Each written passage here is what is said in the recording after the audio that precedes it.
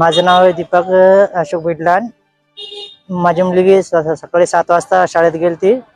7:30 ला मला आईच्या फोन आला, ते पोरीनं वरती उडी मारली। काय नाव आहे तुमच्या मुलीचं? आरोही दीपक बिडलान। कुठे राहता आपण? मस्तगडवर। सकाळी किती वाजता शाळेत गेली होती? 7 वाजता गेली ती। आणि आपल्याला कधी कळलं मग? 7:30 ला मला फोन आला। काय केलं?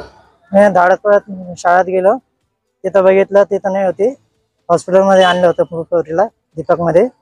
तिकडे गेलो, मग तिकडे बघितलं तर डॉक्टरने सांगितलं कमी चान्स आहे, सिव्हिलला घेऊन जा, नाही तर दुसऱ्या हॉस्पिटल मध्ये घेऊन जा। तर मग सिव्हिलला आणलं मी। इथं आणल्यावर सांगितलं की धडकन बंद आहे त्याची, काही करू शकत नाही। काय नाव आपलं? दीपक अशोक बिडलान। काही कारण वगैरे कळू शकले? काही भांडण वगैरे? काय नाही, भांडण काय नाही।